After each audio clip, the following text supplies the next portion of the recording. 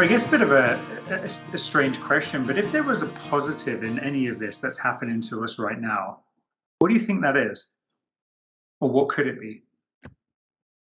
I have been thinking about this nonstop. Like I'm so glad that you asked that, because one of the things that we know for sure is that any kind of trauma, that it very often is followed by growth. So just as it can be, followed by all kinds of difficulty and struggle and suffering and all that kind of thing, for many people who keep going and who acknowledge what's happening and who get help when they need it, can move through it and can reach a place of real resilience. And so I feel quite excited wondering about that in many ways. What I think people are identifying more than ever, if I had to guess one thing, is that their connection outside of their home in various areas of their lives where they get that connection. So if it's work, if it's friendships, if it's clubs that they're part of, if it's hobbies that they partake in, there's this real, I think, greater valuing of those kinds of things outside of your home, and realizing that as people, there needs to be more. There needs to be more than what's in our home. We all individually have, various interests and things that we love to do, and nurturing those is actually quite important to our mental health. Mhm.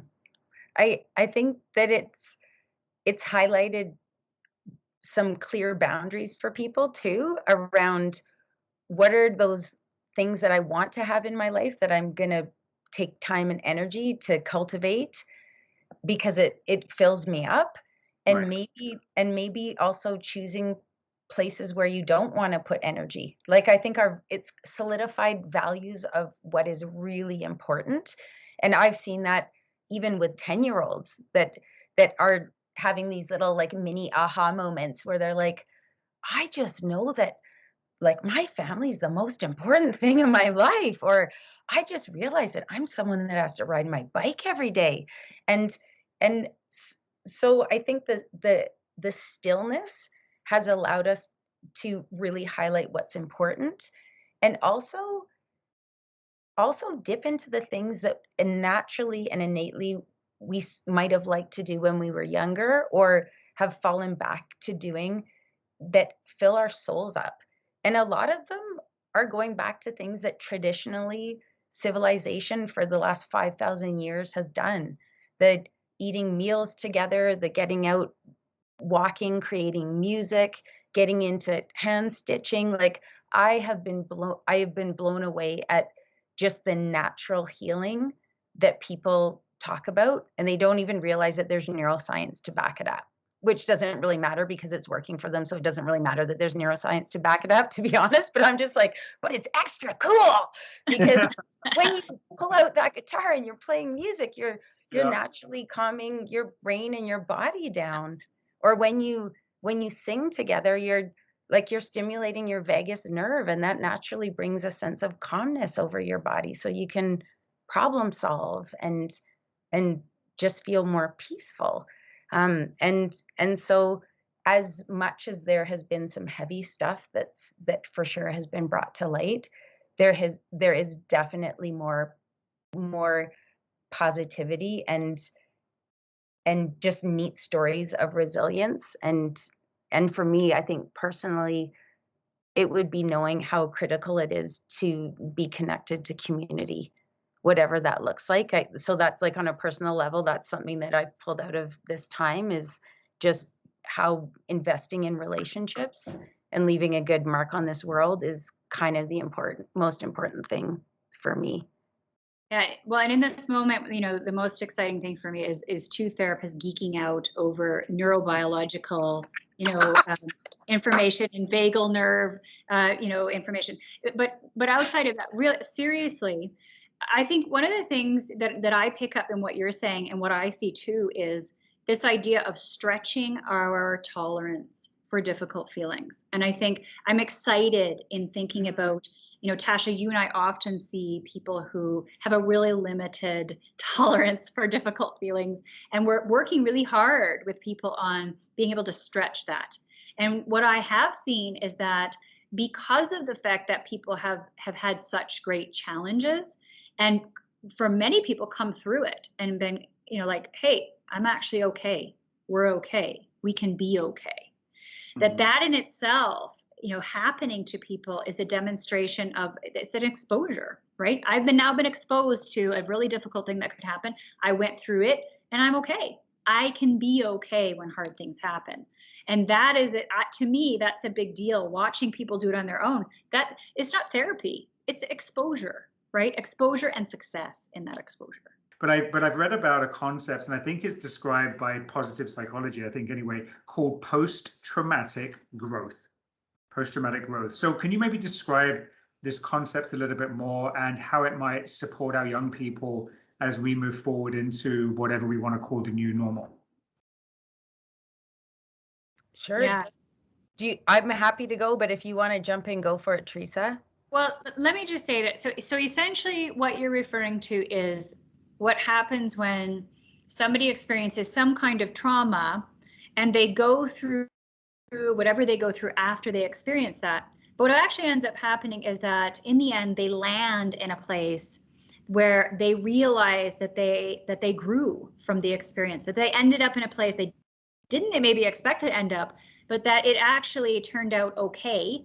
And they even feel as though they experienced some resiliency as a result of that. So that's typically with post-traumatic growth. I think sometimes what happens is that with the research, we get really focused on this idea of, when somebody experiences a trauma, lots of bad things can happen.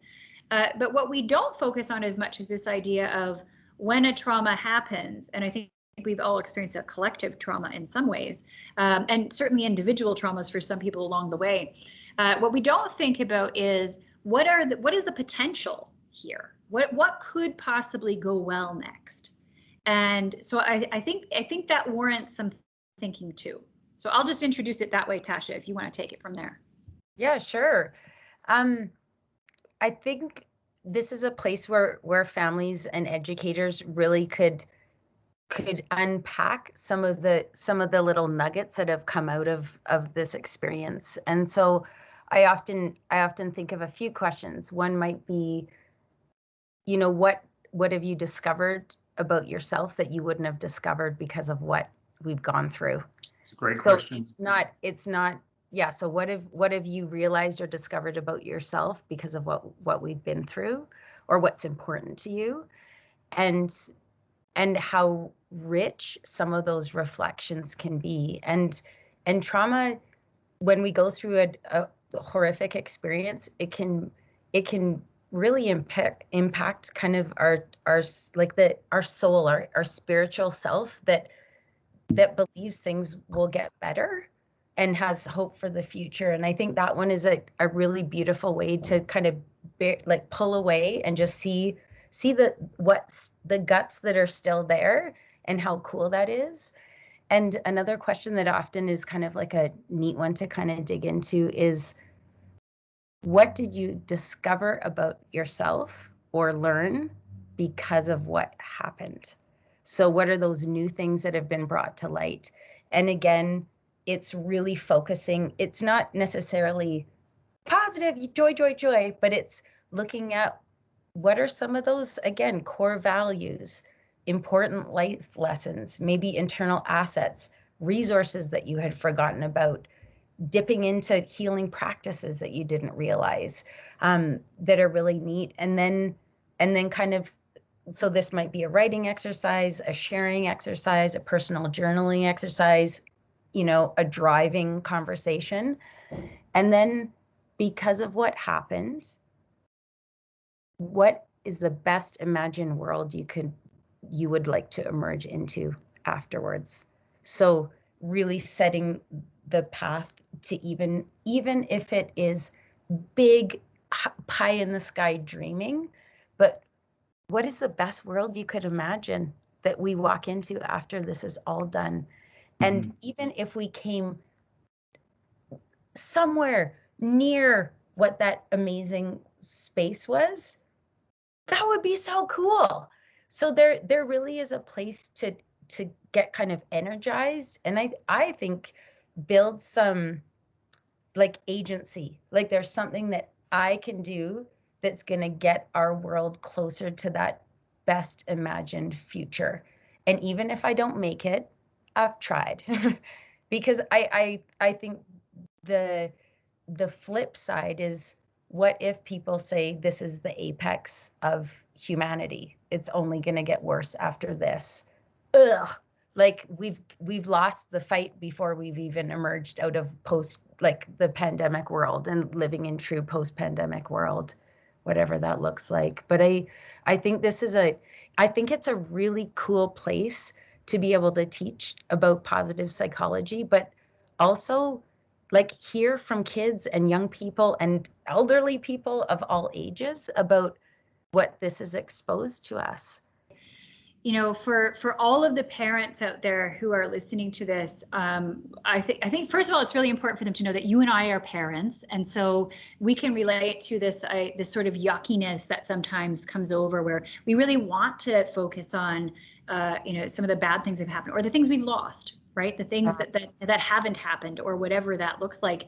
And I am not the kind of parent or the kind of therapist to suggest that we should sit in denial of the bad things that have happened. I would never suggest that. That's not what we're talking about. What we're really talking about is allowing that to be, and then shifting the focus, right? Where we sort of broaden this picture of the land so that negativity or those bad things that happened aren't the entire picture. They become part of the picture. And then we can develop this more beautiful tapestry and allow ourselves to feel all of that.